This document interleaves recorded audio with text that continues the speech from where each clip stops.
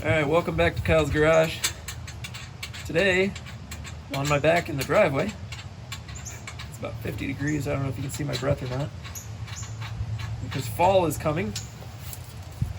And one of the annoying fall projects I had on my to-do list, dealing with my daily driver's exhaust.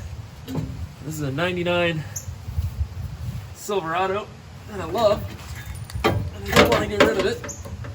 It is way too loud for my liking. Which means this exhaust needs to come off, get replaced.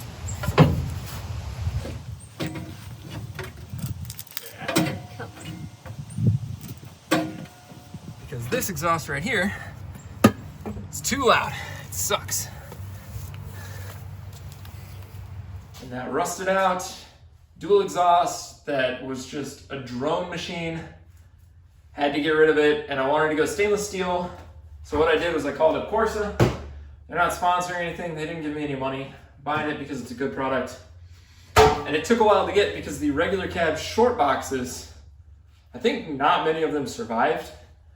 So finding the proper exhaust fitment for that particular truck, yes, my local muffler shop could do it, but they weren't going to do it in stainless, and the cost was only $50 cheaper than getting this nice kit that I know is not going to drone. I know it's going to fit really nice. It's got a nice polished tip on it, the whole thing. So I figured I'd get this, bolt it on, know it's good. It all clamps into place. I don't even have to weld anything, which is nice.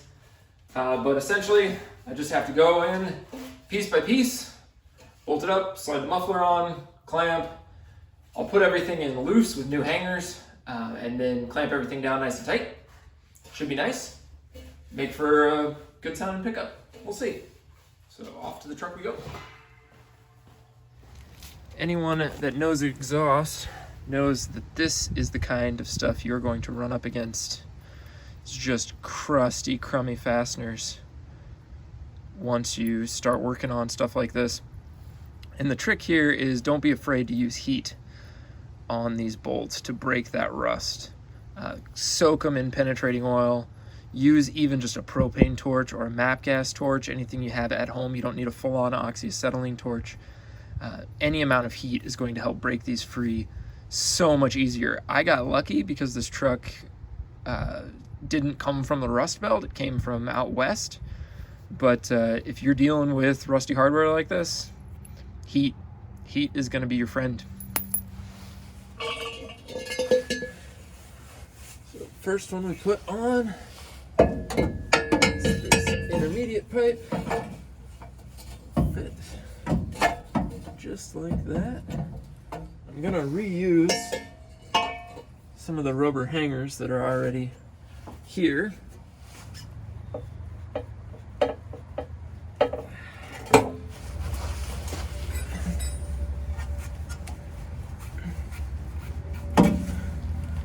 Got rubber installed.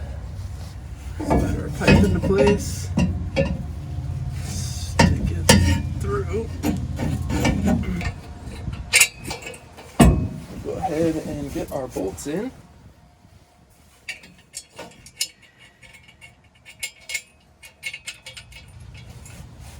Alright, so that's in loose. I'm going to get just a little bit of grease. Get this connection here.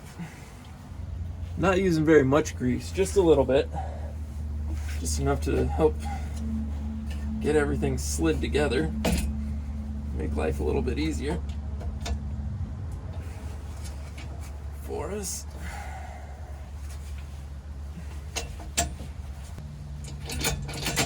There it is. Alright. Bolts are even still loose up front. Alright, and then muffler goes on right there. One thing before I go too crazy, gotta remember a clamp. So we'll loosen our clamp here. Get it slid over the intermediate pipe. Hit everything under the sun.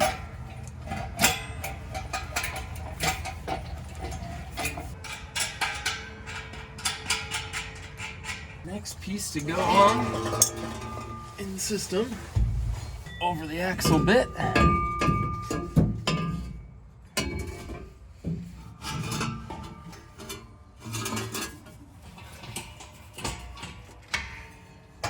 Something's not right. This should go on easier than this. Make sure everything is slid together as far as it should be. There we go. I think that gained us a little bit more. We'll tighten everything down. I'm actually going to rotate these over to the top. Just secretly hoping that that might help them get a little bit of protection.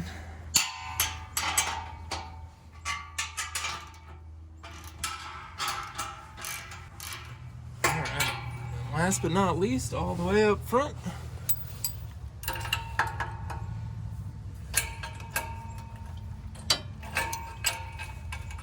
All right, so I've gotten everything tightened up here. So I'm going to move back there and slide the tip on, and then we'll start it up, see how it sounds.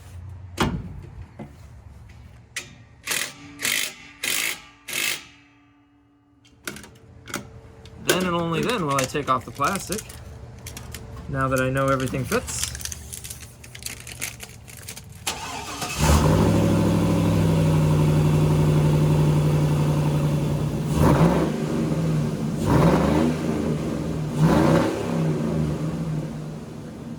Now I recognize bolting on a couple clamps and putting exhaust on a pickup is not that exciting. It's not even that big of a DIY, but it's something I needed to get done. And tomorrow, I'll be back in the garage working on this door because it has a problem that all of these new body style Chevys have.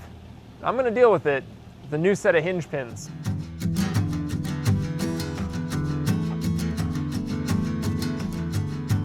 Back out here, got the truck pulled inside the garage because it's actually a little bit cooler out today than it was yesterday. And what else needs attention on this, because it's going to be kind of a regular driver truck for me. And that exhaust made it a lot quieter, but it has a lot of wind noise inside the cabin. And the problem for that is the door's not sealing properly around the weather stripping, but the weather stripping is actually in okay shape. It's these door hinge pins, the two up at the leading edge of the door, that sag a little bit and wear out. And so with this one being lifted just a little bit on taller tires, it seems like the previous owners really leveraged the door to get in and out of the truck, and that just makes things even worse. So what I'm going to do is actually take this door off and replace the pins and get that all straightened away so it'll seal properly. I'll have a warmer truck all winter. And this is the kit that you would get. Just about any auto parts store carries these. Includes new bushings, new pins, and there is two types. You'll want to get the thread-in one, and I will show you why. So you can see in here, those are the pins that we are going to replace. There's two on the bottom and two up top. So I've got to take the door off, as well as a little bit of plastic in here, and disconnect some wiring. Part of the reason I wanted to do this now and not wait even further into the winter, that a lot of this plastic just kind of pops into place with those terrible clips. And what'll happen is this plastic will get brittle and it'll break off. So I want to make sure, do this when the truck's halfway as warm. Disconnect that one. Also got to pull off this side panel. So what I'm removing here is the stop for the door. Then I'm going to remove these 10mm bolts that hold the door to the hinge. I've got everything taken apart in here. I'm actually ready to lift the door up and off those hinge pins. I've got the wiring taken out as well. And the key to this is two quick tips. One is make sure you have an area ready to set the door down. And I say that because when I did the driver's side a couple months ago when I first bought this truck, because it was even worse than this side, I took the door off and I had it in my arms and I looked around and I said, oh, I don't have it. I didn't lay anything down for where to set this, and it felt really dumb. So don't make that mistake. And then the other is roll the window down. You can see I've got this down. And that's going to allow me to use this top frame to pick up on it a little bit. So what I'm going to do is try and get a good hold on it. There it is. And get it out of the way. There we go. And with the door off, we can actually see our pins. These are the pins that we're going to be replacing. And that's the bracket that the door pivots on with the stop. So we've got these uppers. That one's a little wobbly loose. That one's a little loose. That one's loose, but also you can see where the bushing rides on it, and it's pretty worn out. And this lower one's not too bad, but worthwhile replacement. Now the real pain here is that what we're going to have to do, these are kind of formed in place. So what I need to do is actually get in there and grind off the bottom of each of these, especially these top ones. You can see how it's mushroomed out. Actually, what I might try is what I'm worried about is with the grinding wheel here, I don't want to nick my fender. So I'm actually going to try a Sawzall with a real nice sharp blade first and see if I can get through them.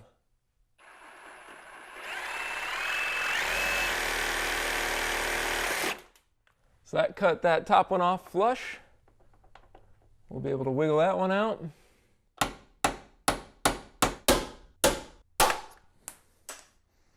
There she goes.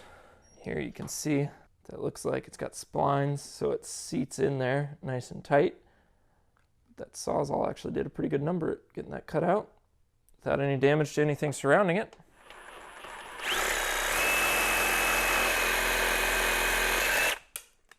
And that's the bracket we'll need.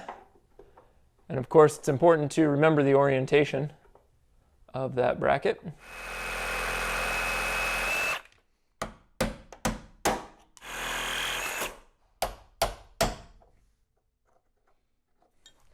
That one we were able to pull out in one piece. So I'll go tap that out on the workbench.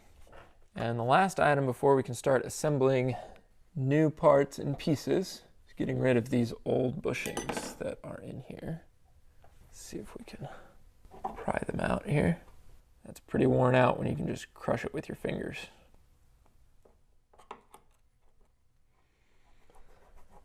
There's no reason to assemble dirty parts. And since you normally don't have access to this area of the truck, get in here, clean everything out. With everything cleaned up, we'll open up our new kit.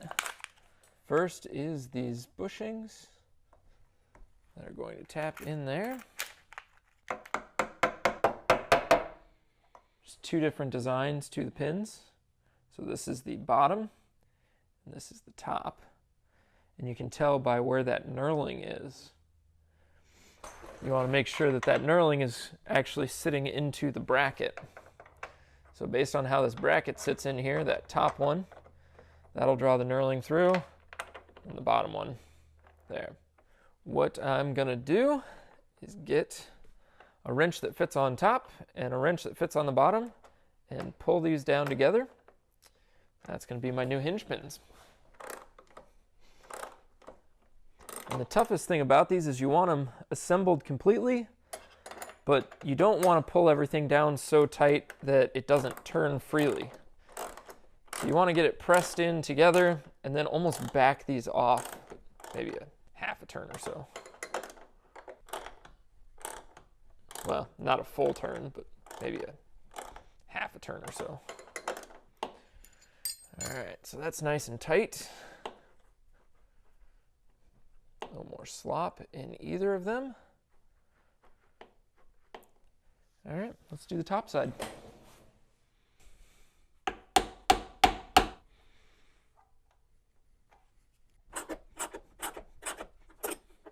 All right, so I've got the door brought back around from where I was safely laying it on the ground on the other side of the garage. Hinge pins are all ready, everything's lined up. I've got the door actually sitting on a floor jack, and that's my other tip for doing a job like this These doors aren't exactly light, and I'm not the strongest person in the world, but I'm strong enough to pick it up. But I'm not strong enough to pick it up and get the proper hold on it to where I can have it lined up. So I use my floor jack to pick it and hold it kind of close, so then I can get a good grip on it, line it up, and set it into place. All right. Just give it a look here on the outside. Quick look on the inside, make sure sitting on all the proper pins. Go ahead, bolt everything back up. 3 10mm bolts for the door stop, as well as bolting it to the 2 hinges. Shove the electrical back through and snap everything back together. It'll go pretty quick. So we've got our new hinge pins in and everything buttoned back up, all the wiring's in place. And with that, now I've got a door that closes nice and solid, or as good as any GMT 800 pickup ever has. Should reduce a little bit of wind noise, and between the exhaust and fixing these hinge pins, this truck's ready for another winter. For now, go work on your projects. I've got to get cleaned up.